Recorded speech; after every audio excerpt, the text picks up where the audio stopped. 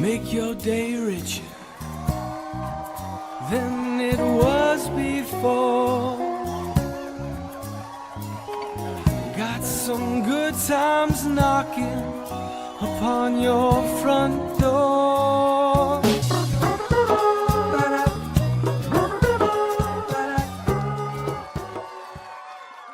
I've been hacked. I've been hacked. Good morning, everyone. Or evening, or all right, everyone calm. Thank you. I woke up this morning to some fraudulent charges on my bank account. It's not just like the worst way. I mean, no matter what time of day, but like what an awful way to wake up. And then, of course, I called my bank and they're not open yet. So now I have to call after the show and hopefully get all that taken care of. There were 3 charges, all the same amount, all from the same place in some country that I couldn't figure out. And what's funny kind of is that like I clicked on it and it actually like tells you there's a map of the location. So I get to deal with that today and hopefully get all that money back. It's and then I was looking and it's like National Internet Security Day today, which I guess I blew that out of the water. So there you go. So needless to say, check your bank accounts today and every day, because that's how things like that. I wonder how many times you don't check and it slips through, because it's not a ton of money, so you don't see the difference in the balance, or I don't know. Now I know. Check every day, multiple times a day. All right. You also might notice in the beginning, we are only down to 1 guest today. Lauren has the flu. She was supposed to be here today, and I talked to her yesterday and she's out sick. So she will not be here today. We're going to reschedule her and she'll be back at a later show, but we still have a great show with Kim here. But unfortunately, so Lauren, I hope you get better soon and quickly. Maybe she's watching since she's home in bed. Let's see how many views we're at as of this morning. Mystery drummer, let's go.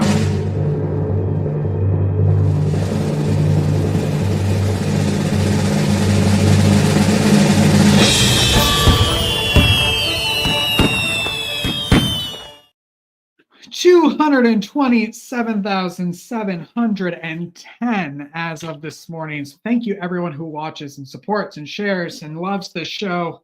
We get to bring you amazing people every day, and apparently you all enjoy watching. So now's a good time to just click that share button and share it so we get to 228,000 by tomorrow, would you? Thanks. Also, a great way to support the show, outside of sharing it, is to buy us a coffee. And I want to thank Autumn for buying us a couple of coffees yesterday. Thank you so much. You can do it too at buymeacoffee.com/makeyourdayricher. Great way to support the show. It's not actually buying a coffee, just so you know. You're not actually buying me like a cup of coffee. It's a little donation platform that helps support the show. Okay, perfect. What else do I have to tell you? I don't know if I look different to you today, but today was my 250th day at the gym. Yes, that's correct. 250, big milestone at ISI Indian Land. Thank you, everyone. Thank you, Connor, for not doing. They always do, like on your milestones, like you have to do a little extra workout. And thankfully, Connor didn't make us do too much, but 250, not bad. Not bad. And it's a good reminder of how out of shape I am. Okay. A great podcast, the Gorilla HR podcast with Becky. She was here yesterday on the show. Her podcast debuted yesterday. I get to be lucky enough to be one of the producers and the editor. And so why not celebrate? The first 3 episodes are out now, wherever you get your podcasts. And it's going to be every week, a new episode. And here is a clip of another episode. It's audio only, but there is a video on YouTube. So take a look. Dental and life, and especially life insurance. People, you'd be surprised that people don't have life insurance, but what you can get through an employer is such a great way to help protect that employee's family in case an unfortunate event of their passing. So benefits are really important. It's not the only thing, but it is really vital in setting that tone and what you feel about your employees. For sure. So you talked about life insurance, and so that's one that I've heard is being fairly cost effective. And I think about if you're thinking about your family, and if your culture says we care about people, we know that they have families that they're also concerned about. Is life insurance something that an employer can offer as just a standalone item? Yes. Yes. You can do it two ways. You can do a flat amount. You say a lot of times we'll quote 25,000 for each employee, and that's employer paid, and it's really inexpensive. It's pennies on the dollar. Gorilla HR, the podcast, is available wherever you get your podcasts and on YouTube.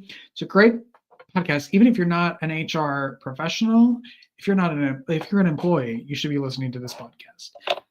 Very sad news is look what happened.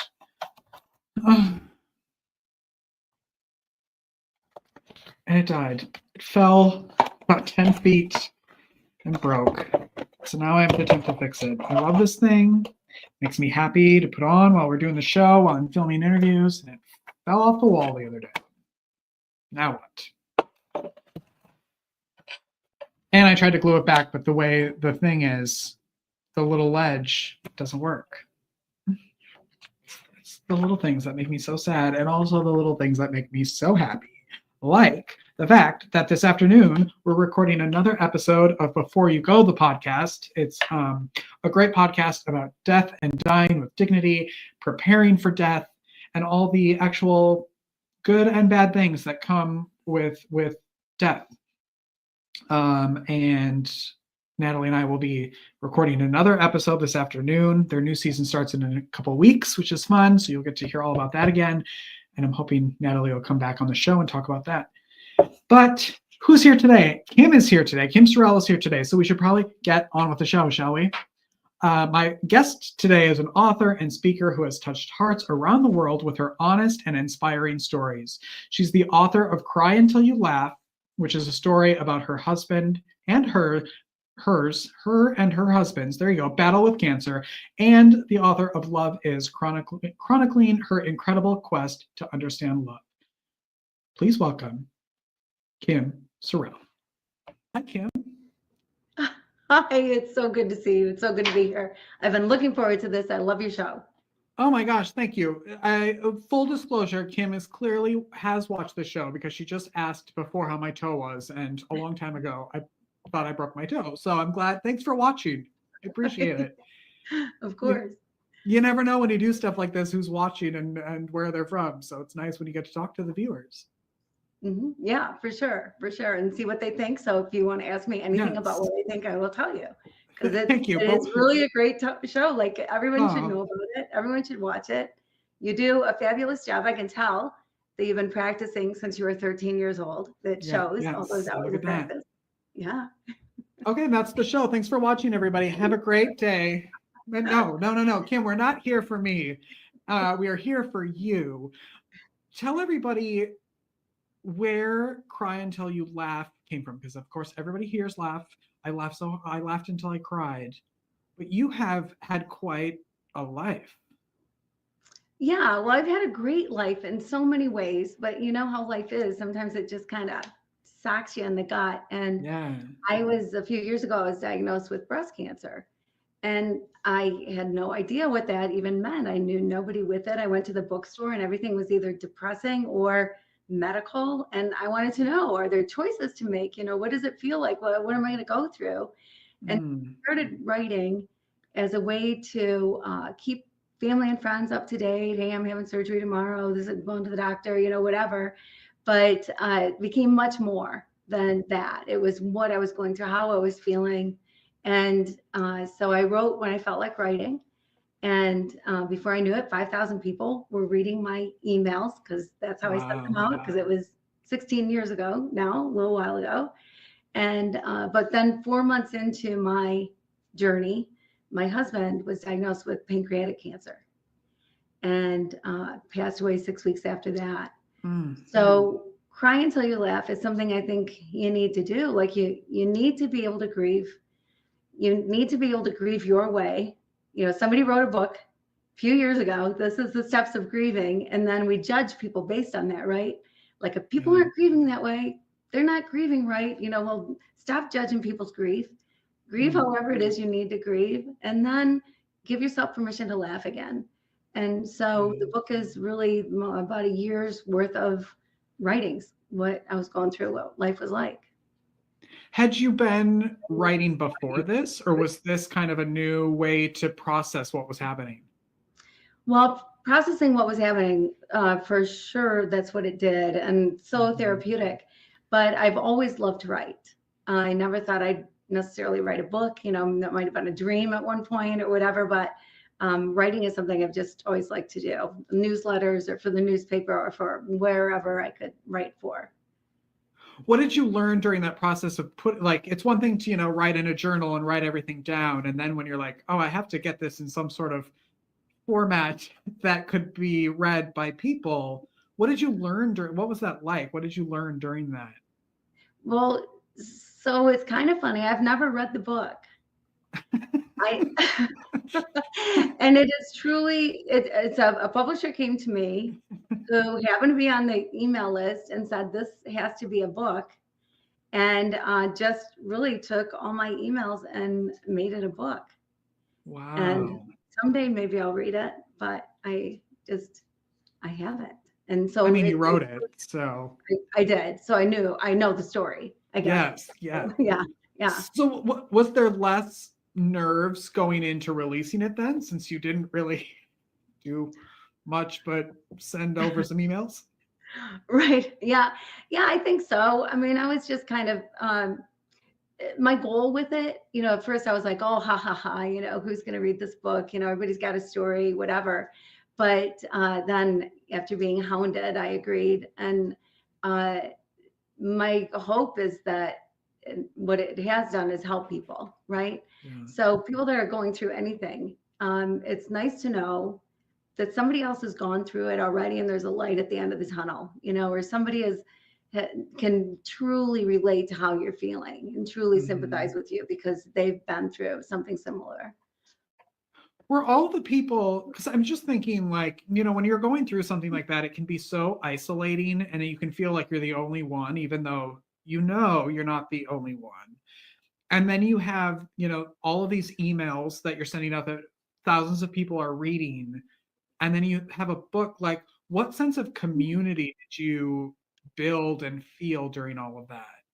Oh, it was fabulous. Actually, I was getting emails from all over the world during that time, and especially during the time after my husband was diagnosed, and then losing him was just so horrible. He was just such a great guy, and sort of the double whammy of that, although his whammy much more extreme than mine. And so there was definitely a community that was built. I got tons of support, and people were just wonderful. People are wonderful. People, if you let them be wonderful, they are. And yeah. So lots of great people. When so much awful things are happening, so many awful things are happening kind of at one time for you, were you how do you prepare in such a short amount of time for the death of someone? It's interesting. A couple things come to mind when you ask that question. One is people would say to me, Kim, why you? You love people, you help people, you're a nice person, why you? And I never thought, why me? I always thought, why not me? I believe in God, and I don't believe in a God, though, that is up in heaven smiting people. I don't think he's going, Kim, you stole that pack of gum when you were in 6th grade. So when you're 47, I'm going to give you breast cancer and your husband's going to die. I mean, I don't think that's the way it works. Stuff just happens. It can be so random. There was no cancer in our families that you'd go, oh, well, you're bound to get it or anything like that. It's just, it happens. And so, why not me? Why would I be immune? What's special about me that would be immune? And as far as preparing to lose my husband, when we walked out of the doctor's office, when he was diagnosed, after all the things that went on before his diagnosis, we just prayed. And it was like, God, either heal him like you did the lame and the blind, or take him to heaven, which is supposed to be a pretty darn cool place. Like, you don't pay bills up there. Like, that's pretty good. And, but don't let him suffer. That was our prayer. And our prayer was answered. We had a great, wonderful 6 weeks together. And it wasn't until the final couple hours of his life that he really experienced pain. And when he did, it was so out of the ordinary. I called the hospice nurse. She ran over and gave him morphine. And then she's on the phone calling for a hospital bed. We didn't have anything, we're living life, playing gin rummy and watching Cash Cab or, whatever we were doing. And then he woke up in this pain, and he was sitting on the edge of the bed because it hurt to lay down. So I was holding him from behind because I didn't want him to fall off the bed. And I looked at her and I said, do I call my kids? And she's like, oh, no. He's got lots of time. You got lots of time. But I could just feel his agony. And I said, are you sure I shouldn't call my kids? And she said, no, I promise you, you've got weeks, if not months. I'm like, okay. But because I could feel it so deeply, because I think we were just so connected. He was, like I said, an incredible man. I whispered in his ear, I said, baby, just go. And that was it. He took his last breath, and that was it. And so even though it was quick and so painful and agonizing for me, I was so happy for him that it was such a merciful way to go for him, because he didn't suffer except, this little bit of time. And then, it didn't linger. Lots of people linger. Lots of people, it can go on for months. And the pain, and for him, it didn't happen. So it was definitely way better for him. Really hard for me, but really good for him. When did it become important to you to talk about it? It's such a personal, hard story. When did you think, what I need to talk about my experience, and why was that important to you? It was important to me. Like you mentioned earlier, it is so therapeutic. And I think, that's one thing when people are in grief, or when people have lost somebody, even if they get on top of grief, I hate to say, get over things, you don't really ever get over it, right? I forever miss him. I'll forever love my husband. But it's getting on top of grief to a place where you can laugh again, you can enjoy life again, you can live again, right?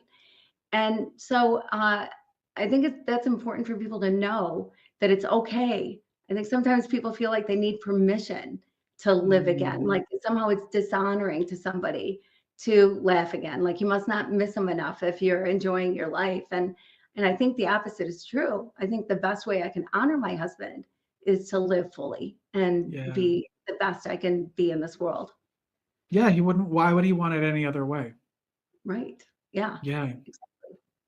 Yeah. And I love what you say, like when you say get on top of it. That's such a twist of how to think about that in a great way. I'm going to start using that. Yeah. I'm stealing it from you, just so you know. Okay, thanks. Yeah, go for it. Yeah. And you then wrote another amazing book, Love Is. Tell everybody about that. So I wanted to honor my husband in my life. And so I wanted to make sure I was living life the right way. And I thought, well, if you live love, right, then you're going to be living the right way. But what is love? Because I think if you put 20 people in a room, you're going to get 20 different answers to what is love. And some people say, well, there's all these different kinds of love, or there's this kind of love for this person, or whatever it is. But I didn't see where anybody really did a deep dive into love, into figuring it out. So I decided I would dedicate a year, which I have to tell you, I have a hard time committing to an entree when I go out for dinner. So committing a year to something was like way beyond me, but I decided I was going to do it. And I took this 2,000-year-old poem that you hear at every wedding, love is patient, love is kind, does not envy, does not boast, etc. And decided I would take one word or phrase a month and figure out, well, what is love that is patient? What is love that is kind? And I'll tell you, I was in Haiti most of the time when I was working on it. And what I discovered about love changed my life, rocked my world. blew my mind. Like, there are so many things we believe about love that are not love. And then there are so many things that we don't recognize that love is.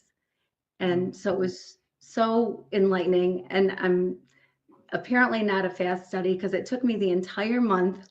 Every single month, something big would happen at the end of the month that I'd go, oh, okay, I finally get it. That's Now I it. get it. Yeah. That's it. Yeah. How did you keep yourself accountable for that entire year? Because I'm that same way, where I either go like, okay, I'm going to work out 7 days a week, and then by day 3, I'm like, I'm done. Like, Yeah, how me did 5 days a week. Yeah. yes, yeah, Right, I'm going to right. switch this up. Yeah. So how did you do that? Well, I just committed. I don't know, because it is hard for me too to really, January 1st rolls around and man, I am eating so good. Until Yep. January 2nd rolls around and not so good anymore. And there's So, leftover food. Yes. right, exactly. So yeah, but I did it. But the first thing I found out, actually, that almost discouraged me, is that in that poem there's actually 14 isn't of love. So it took more than a year. Yikes. And but I was just determined, and especially after the first month, because just if I only would have lived the first month, if I only found the answer to what love is patient is, it would have changed. That alone changed my life. And my life would be different if only one. So then I couldn't wait to see, like, love is kind. Like, it seems so simple. Kind, we know what kind is, right? But love that is kind is different than being kind. And so it was mind-blowing. Yeah, and it almost turned into a little game probably for you. Like, how exciting to like learn that. Yeah, that's fun. I should figure out how to do that in everyday things as well, because then you stick to stuff. Right. What do you love most about your life right now? Oh man, it's more like, what don't I like about my life? Mm. I have a great life. I've got 5 kids. I've got 11 grandkids. I Oh love my being with gosh. family. I've got wonderful friends. I've got a great dog. I live in a nice place on water. Like, life, I believe, is what you make it, and how you choose to see it, right? Like, wherever it is that you live and whoever it is you're surrounded by, you get to make this choice. You get to choose, guy, am I disgruntled? Like, should I be in a better spot? Or, why is my family so snotty? Or, whatever you might complain about. Or you can look at it and go, wow, I get to live in this place. I get to have this great dog. I get to have family. There's lots of people with no family. I get to have friends. Like, life truly is what you decide it can be. Too often, I think we're influenced by what others think about our life, or by what we think others think about our life, or by what we think others think of us, or are thinking of us, or whatever. I heard recently that when you're 20 years old, you worry about what everybody's thinking about you. When you're 40, you realize that you don't care what people think about you. And when you're 60, you realize that nobody is thinking about you. So the wisdom of that, if you could take that 60-year-old wisdom and bring it into the 20s and realize it's not about everybody else's opinion of you. It's just about your opinion of you and how you decide to live, and what kind of happiness you want to live in, and what kind of joy. And, do you hit the floor in the morning and say, today's going to be a great day? Or do you hit the floor in the morning going, oh, it's another Tuesday? And you get to direct it. You're the director of your own life, and be a good one. Be an Academy Award winner, instead of somebody who's off Broadway and shuts down on first night. Yeah. Are you going to write again? Are you working on anything? I'm working on a couple things, actually.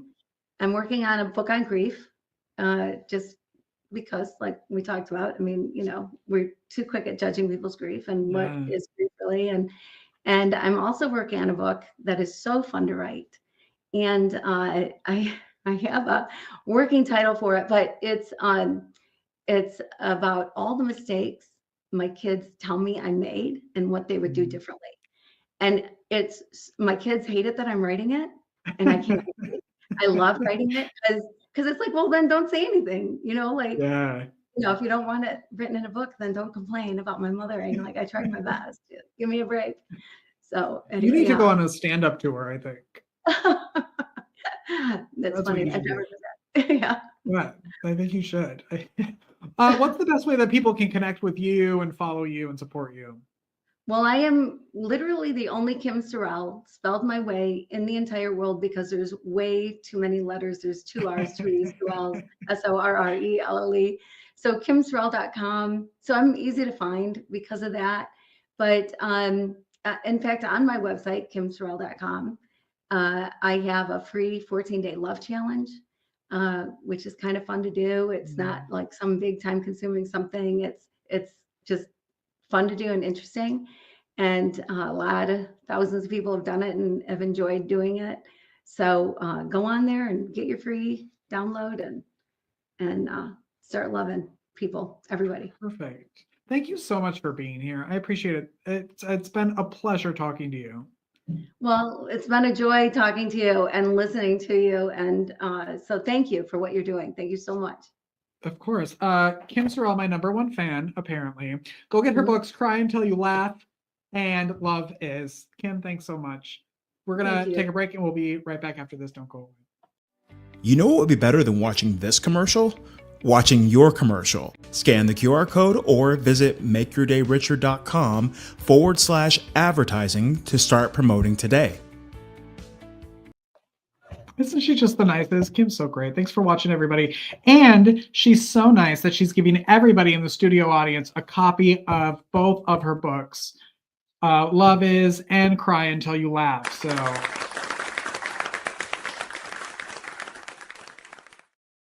yeah, you're all welcome. You're all welcome here in the studio audience. Hey, thanks for watching, everyone. Go make your day richer. Go make somebody else's day richer. You've made mine by watching this show, and I love you for it. Now's a good time to just share the show.